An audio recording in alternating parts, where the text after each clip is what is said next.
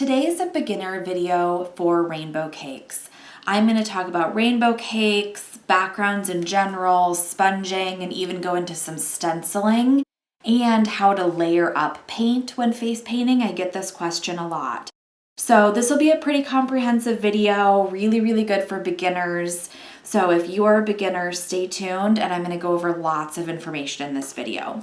If you are a beginner, maybe you caught my one stroke and line work video, so you probably know what a one stroke is, but if you don't, they are smaller cakes with layers of multiple colors that you can take a flat brush and pick up many tones at once to create quick designs. So please go check out that video as well, because if you're a beginner, it can be really helpful. But today we are going to talk about the larger version, which is a rainbow cake. If you are just starting as a face painter and you want to get into rainbow cakes, what I recommend is that you get 3 cakes, no more. Don't waste money on 100 different rainbow cakes. You don't need them. What you need is a cool toned cake. I really like this one. This is a Mayron cake and the label's gone from the back. So I can't remember what it's called, maybe Arctic or something like that. If I can find the name of it, I'll put it right here so that you guys can see it. But it's a beautiful cool toned cake. I can use it for a cool toned tiger or the background of a Batman or butterflies. Incredibly versatile. So anything with cooler tones. You want to get a cake that has mainly warm tones. This is Sunset by Tag. I love Tag paint. This again, very versatile. It can be sunsets, rainbows, tigers, all sorts of different things. And then I also recommend getting a rainbow. It can be a traditional rainbow, it can be a tropical rainbow, a neon rainbow, doesn't matter, get a rainbow cake. This one is part diamond effects, and then I swapped out a few colors because I wanted it to be a little bit more bright. So I put in some secondary colors within the primary colors because I wanted to switch it up. So you can get pre-made cakes, or you can custom make rainbow cakes as well. To custom make them, what you want to do is just get pots of solid paint and cut them up and create your own cakes. I wouldn't do that right away. I would first buy a couple staples and start practicing, and then as you get more comfortable, you can buy solids and create your own rainbow cakes, which can be a lot of fun. So I do have a video that will come out shortly of how to repair cakes, as well as how to change some rainbow cakes and how to make your own. So stay tuned for that. But for now, I want to show you guys the basics of using a rainbow cake and what that looks like. So you're going to need a sponge to use a rainbow cake. There are many different sponges you can purchase as well. I really like these yellow sponges. Wolf Brothers used to make them. I can't find them right now, but Wolf Brothers made them, and they were these larger rounds, and they really are similar to a craft sponge. So I actually found some on Amazon that I like. I'll link them below so that you guys can see them. They're very similar to these Wolf Brother sponges that I liked, but as you can see, they come in a round, and then you have to cut them in half, which is not hard, just one slice and you cut them in half. So I really like these because they are very malleable and they're not too stiff, which means I can manipulate them. I could pick up half of this cake if I wanted to, and I can squeeze them so they fit around kids' eyes a little bit better because kids' faces are small. So often you're going to pick up more paint than you need for a child's face. I also like these Krylon sponges. Now they are, as you can see, just a tiny bit larger, so I use them for very specific things. I reach for sponges in my kit strategically based on how I know the sponges react and what designs I like to use for those sponges. So you'll get used to that over time, but just keep that in mind. Not all sponges are created equal. This one has more airflow through it and is more malleable. The black sponge is a little bit more dense. So I prefer using these sponges for things like backgrounds and butterflies or anything that I want to control the shape on more. And then I like these Krylon sponges for like my unicorn horns where I'm stamping on a design, or when I'm stenciling and I need a stiffer sponge, I reach for these. Another great sponge to use, especially in the beginning, are these petal sponges. And there's a few other companies that make sponges shaped like this. They're in a little teardrop, as you can see. These are much smaller in size than any of the other sponges that I use. So it's a lot easier in the beginning because you don't overshoot your design when you're doing things like butterflies on children. When you put these on a standard cake, you're typically not going to pick up all the colors. So you're either going to have to go straight down the middle or you're going to have to favor one side of the cake or the other, which is not a big deal, but keep that in mind. So I really do like these a lot because for beginners specifically, they can really help you control the shape of your design. So I will show you too that these Krylon or Krivlin, however you want to say it, it's probably Krylon, but I absolutely say Krivlin all the time because it just slips out of my mouth and I can't help it. So they come in a round as well. This one is brand new from a package, so it's kind of squished still, but it will reform its shape. I just pulled it out of the package. So I like that they come in rounds because then I can cut them in many different ways. And if you've seen my unicorn video, then you'll know that I cut it into a unicorn horn and then I use these to stamp on a unicorn horn, and they're perfect for that. Now, another way you can use a rainbow cake is with a dauber, and there are many different size daubers that you can get. So this is a great way to utilize your rainbow cakes. Of course, you're not going to get every color in the rainbow cake, but you can pick up one side and you can use this for creating planets, a spider's body, a caterpillar body, whatever you want. So a great way to use your rainbow cakes as well. Another thing that people probably don't do as much with their rainbow cakes is you can use them as individual one strokes. So whenever I'm trying to create a design and I think to myself, oh no, I don't have a turquoise one stroke, I look at my rainbow cakes and I quickly realize, yes, I do. I have these 3 colors that would create the perfect turquoise one stroke. So I can just pick up those 3 colors as if I am using a one stroke that I have, only I use my rainbow cakes. So if you look at your rainbow cakes in that way, you actually have twice as many one strokes as you think you do. So they're incredibly versatile. Okay, so let's talk about loading a rainbow cake.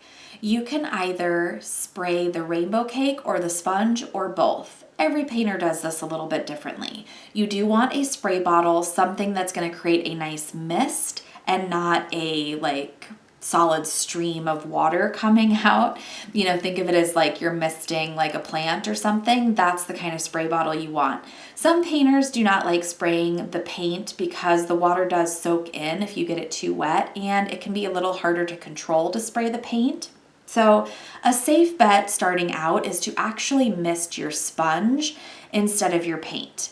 What you don't want to do is show up to a gig and spray everything down, because if you spray this cake without the intention of using it, the water is going to slowly seep down into the paint and just sit there. That's not what you want. So starting out, a good rule of thumb is to give your sponge a few spritzes of water and then place it down onto your cake. And I do tend to use the flat end often, but many painters use the round, so we'll talk about that as well. So then you take the sponge, place it down, and you can run it back and forth. I tend to sweep into one direction because it helps me keep all of the colors more even than going back and forth. I tend not to go back and forth with my rainbow cakes. I tend to do a quick sweep to pick up all that color. Now, okay, so if I look at my sponge, you can obviously see that I've picked up some color, but I haven't picked up enough color. So similar to loading a one stroke, I want to load this so well that I can keep painting with it. If I go onto my arm and I start to paint with this, I'm going to get some color, and that's fine. But I most likely can't go any further than that. I might get a little bit out of it, and then it's gonna start to fade because I've only loaded this up enough to do maybe an inch or two of skin.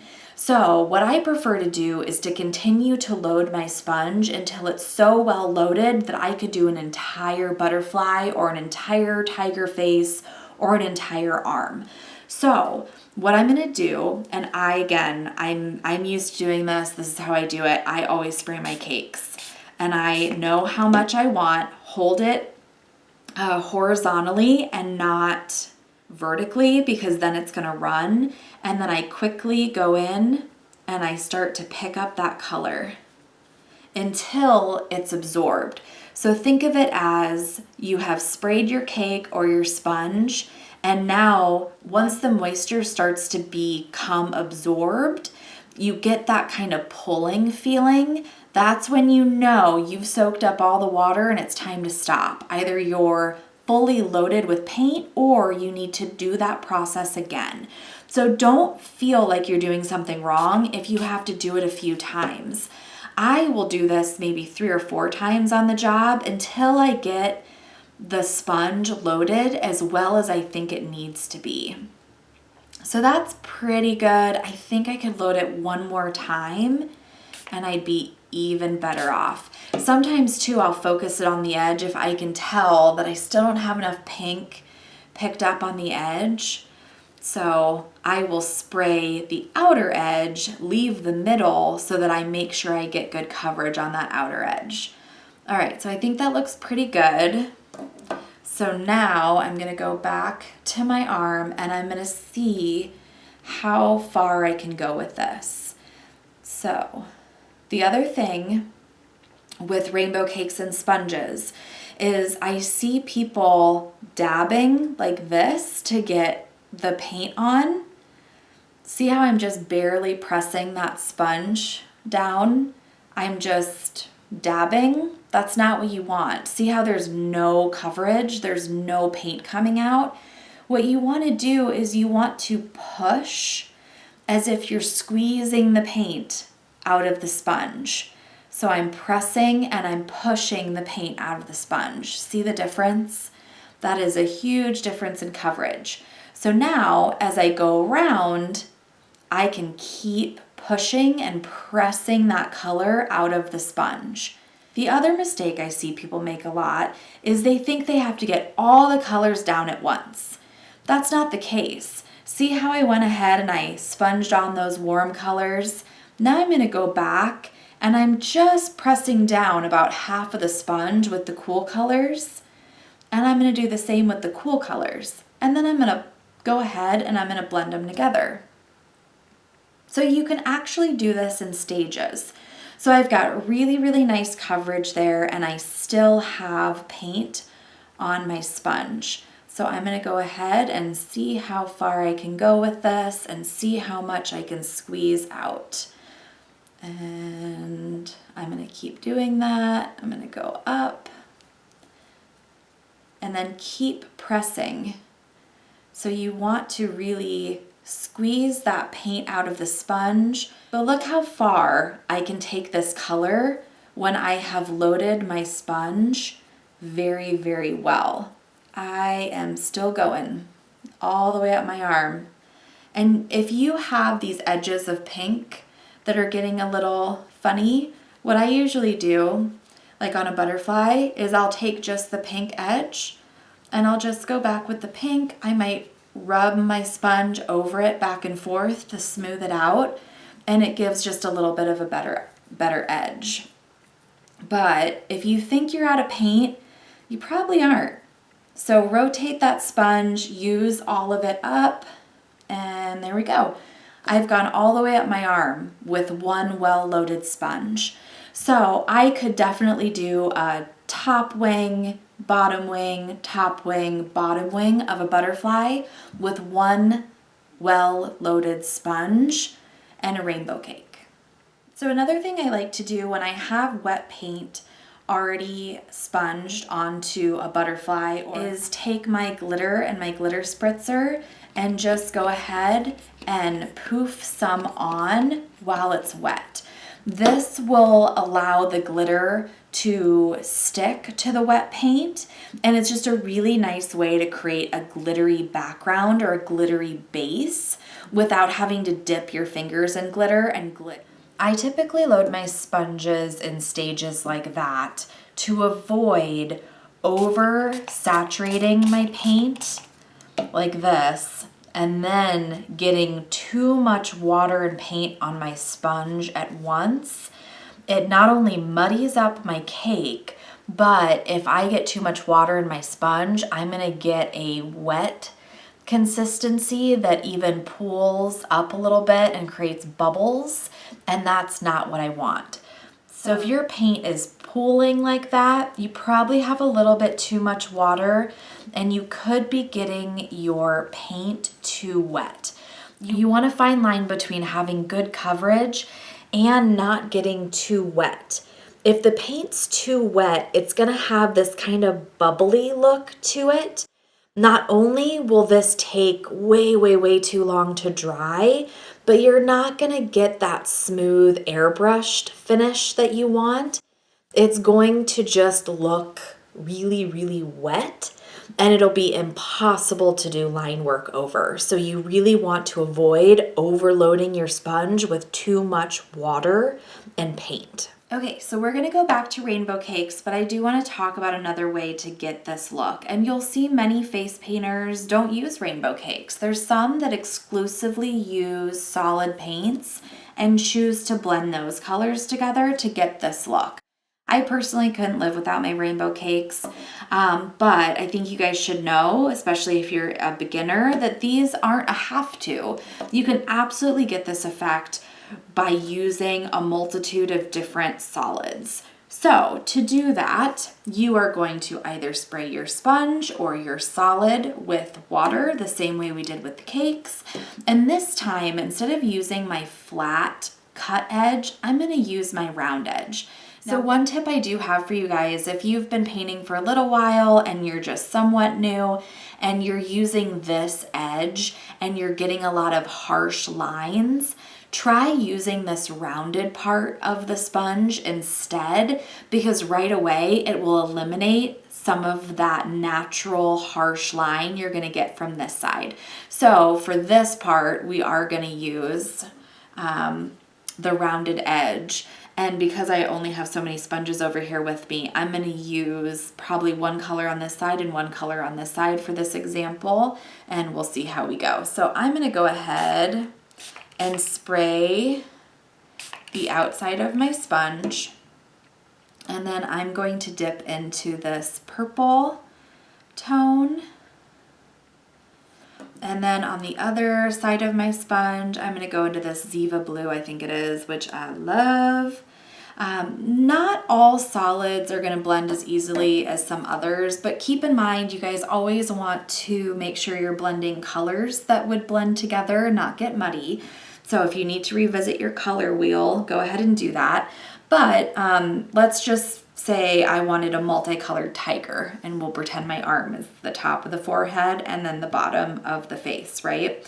So I could take this purple and I could dab that on the top, and then I could go straight into my blue, place that down, and then I'm gonna go back into the middle and I'm gonna tap, and almost go in a circular motion to blend those two colors together, which will create the darker purple. See how that worked? So I have the look of a rainbow cake, but I've only used two colors and created that blended color in the middle. From there, I can add more tones. So I'm gonna do the same thing. I'm gonna spray the outside of this sponge. I'm gonna grab a little bit of turquoise, and I'm gonna grab a little bit of green, and I'm gonna continue to add some gradients of color. Grab my green and dab, and then I'm gonna go and I'm going to blend those together, circular motions, and I can even tap a little bit right back on there. And there we go. I have created the look of a rainbow cake. Actually looks a lot like this rainbow cake. I'm not surprised because these are like some of my favorite colors. So the fact that I grabbed those instinctively, my solids, is kind of funny because I didn't do that on purpose, I swear. But I love these colors. They're my favorite colors. So it's one of the reasons I love this Mayron cake so much. And I instinctively grabbed those solids, probably because deep down I love them. But this is actually a great example. I'm glad I did it because look how similar this is. Here's a rainbow cake, and here are all of the solid tones I just created, which gives this exact look. So I love rainbow cakes, don't get me wrong, but you do not have to have a rainbow cake to get that look. And there are some painters, some amazing painters that I have seen that do not use rainbow cakes. Rainbow cakes do save time and make it a lot easier so that you're not using as many sponges and you're not having to worry about blending, especially if blending is hard for you, which it is for some people. Okay, so I'm gonna go ahead and show you guys this cake. Since I have those colors on my arm, I might as well. So I'm also gonna show you what I mean by using those harsh lines. I'm gonna grab one of these black sponges. And I've got a pretty good loaded cake there, but I want to make sure that I can really use this as a good example. So I'm going to load it again.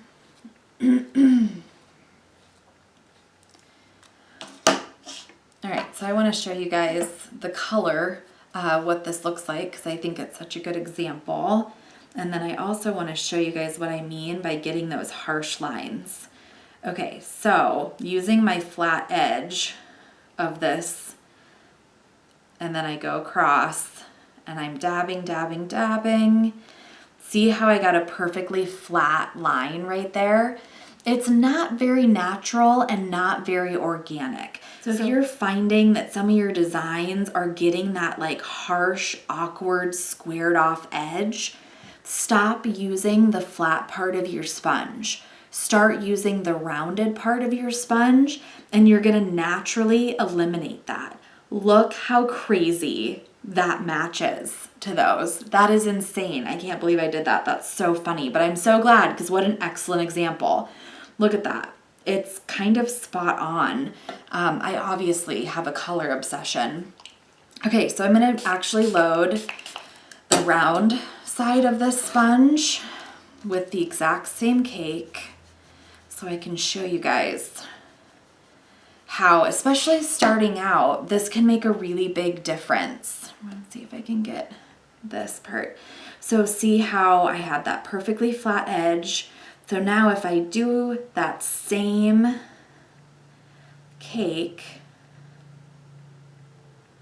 with the round side, see how it's naturally rounding itself off a little bit better?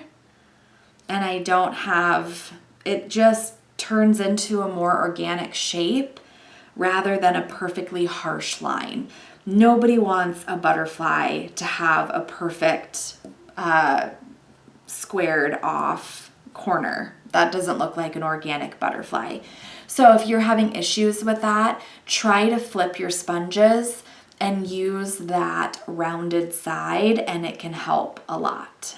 So it's also really normal to get your hands dirty when using rainbow cakes. Your nails are gonna get dirty, your fingertips are gonna get dirty. I always keep wet wipes next to my chair to clean my hands. So in between almost, I would say every child, but every other child, I have a wet wipe and I'm just wiping my hands, doing this, and I'm not wasting any time. Typically, I'm talking to the kid as they're walking up to my chair and I'm wiping my hand and then I throw this off to the side or stick it in my garbage bag. And that's how I keep my hands really, really clean on a gig so that I'm not putting fingerprints all over kids. So that can be really, really helpful. I also use wet wipes to clean my cakes. So I want to show you guys how I do that. Let's use this sunset cake by Tag. So just like one strokes, you can get your rainbow cakes really, really muddied up. It just happens on the job if you're using a cake a lot and it's pretty activated and getting really moist, or maybe you overspray it. Whatever you do, you're gonna have to clean them every now and then. So if you overspray your cake and say you just let the water run around it and you don't pick it up right away, it's going to start to get muddy. This one's not doing it that badly. So let's go ahead and accidentally take our rainbow and put it into our sunset cake. Oh no, I accidentally grabbed the wrong sponge and I put it in my sunset cake. Now what do? I take a wet wipe and I place it over the cake, and you can either press down and push and lift right off, which actually cleans up a lot, or you can press and pull back that first layer the same way I would clean a one stroke, which are the smaller cakes, and it'll clean right up. Now, when you are using wipes with cakes and with your paint, make sure they are high quality water wipes. No fragrance, no funny stuff in there, and do not buy the cheap wipes from like Walmart. If you buy those wipes and swipe them over your cake, you are gonna have all these little tiny fibers that stick in your paint and you will regret it. Do not want to use wipes, or you're not comfortable using wipes, the other easiest thing to do is just to get a clean part of a sponge. You know, spray your cake down if the paint had dried. Say you have like something on there that you don't want and it's already dry, spray it again and just run a sponge over it and clean off your cake. It's that simple. Okay, let's talk a little bit about using stencils with our rainbow cakes. I love using stencils with rainbow cakes. I think it's a great way to utilize your rainbow cakes and just keeps everything really diverse and fun. So let's go ahead and get our sunset cake loaded up. I'm going to use the other side of the sponge that I started to use. And I'm going to try to do this on my board here because it is really hard to stencil on yourself. Okay, so I have a BAM 1013 stencil here. This is the mermaid scales. And I love using stencils and rainbow cakes because you can get a really, really cool effect. So go ahead and imagine this is the center of a child's forehead and I'm doing mermaid scales. Their eyes are here and I want kind of a mermaid crown. There's a few things I can do. I can take this sponge and I can actually pinch it and curve it to create the shape I want, because I don't just want a big square sponge. I want it to curve down. I want it to have some shape to it. So I can pinch my sponge and I can just cover the part of the stencil that I want. So I am just going to stencil this down into a crown shape. And then I'm going to flip my sponge so that I have a little bit of that purple on this side as well, and some pink. And I've created kind of a cool ombre. It doesn't have to be perfect or even. So I've got that down. And then before I even lift off the stencil, I am going to spray it with some glitter. And then when I go to remove that stencil, I have a glittery pattern and it's in a shape. See the difference? So I see people do this a lot, and I do think that when you are stenciling, you should think about stenciling within a shape or with purpose, right? And your rainbow cakes are just a wonderful way to add so much dimension and so much personality to a design. So I want to show you what it would look like if I didn't do that, right? So if I just grabbed a sponge and I just vertically go up on my cake, and then let's see, I'll get this corner and then I'll get that corner, right? And then lift that up.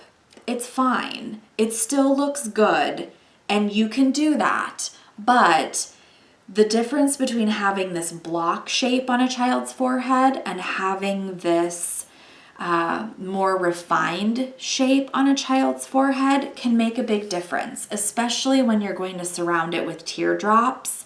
So I do encourage you when sponging and using rainbow cakes with your stencils, think about what pattern would look best and what shape you can create with those sponges to elevate the design.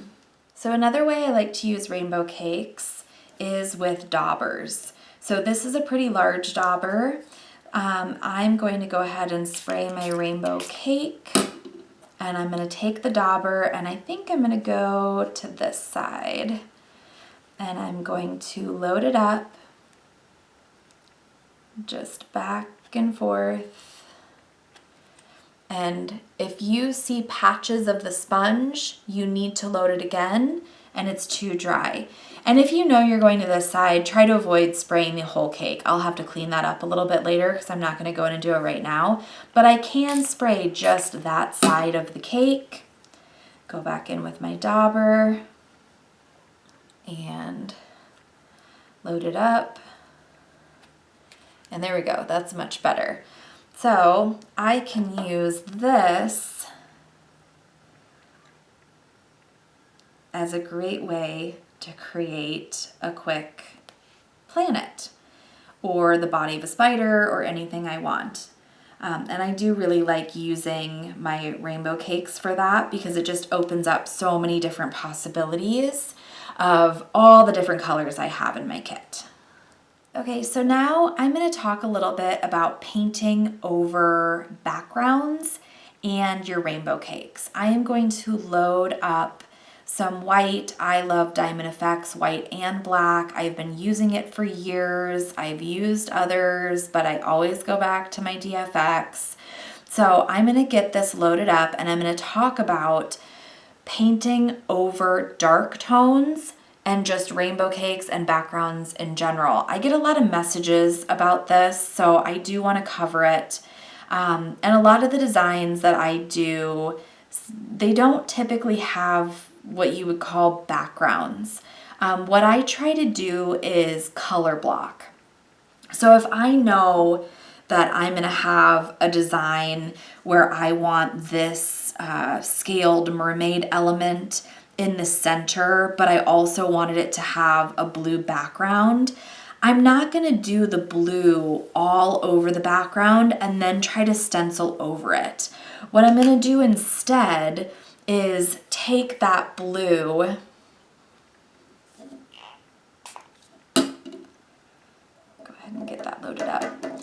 So what I'm going to do instead is take that blue and I'm going to create the shape where I want the blue and maybe fade it out into the corner so that I'm not competing with my face paint. I prefer to do that than to do an entire background of blue and then to stencil and do line work over everything. Because face paint is water activated, as I continue to layer, I'm competing with all of those layers and everything that I'm going to do underneath. If I am going to do a solid background on something, I'm going to make sure that it's a light color, a pearl, or a shimmer, something I'm not going to have to fight as much because it's just not worth it. So when I'm planning out designs or designing something new, I think in terms of color blocking and where I want that main color to be, and then I separate the elements as if it's a like paint by number, right? So I try not to layer much, but there are things you have to layer. I get a lot of messages about line work over darker colors or just going over backgrounds in general, and their white either isn't crisp or they're pulling up the color underneath. You have to keep in mind that what is down here right now, even though it's dry, it's water activated.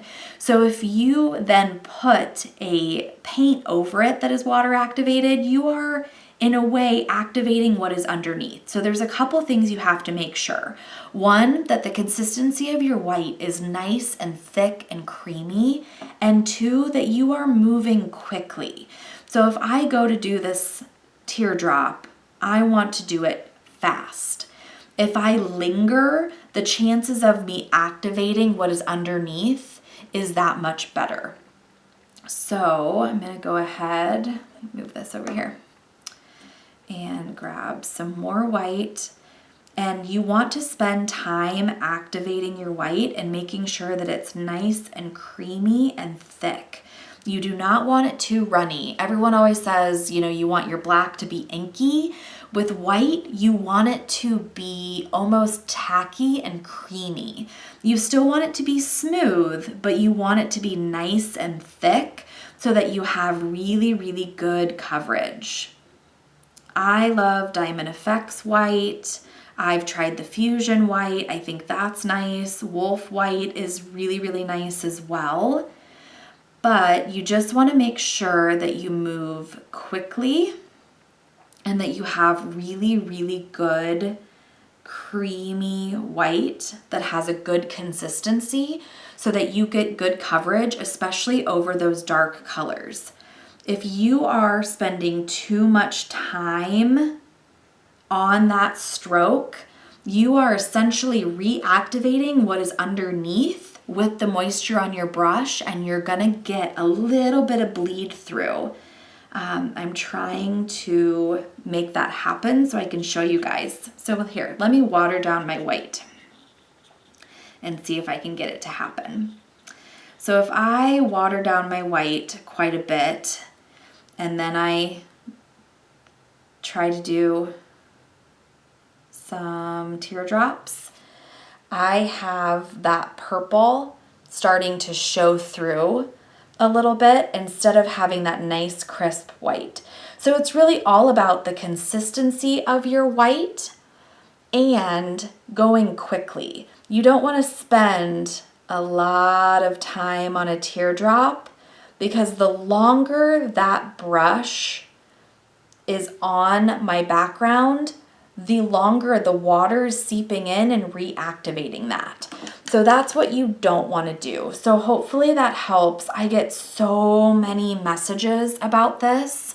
And it's always been a hard thing for me to try to explain to people over Messenger as to what I think they're doing.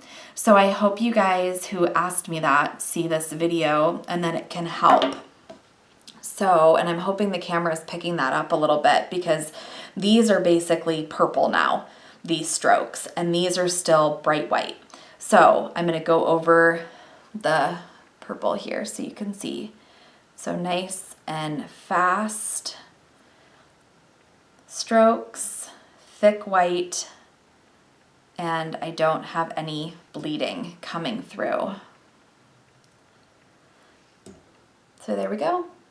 I hope this video was helpful to those of you just starting out using rainbow cakes. If you have any questions, feel free to ask down below, and I will see you in my next video.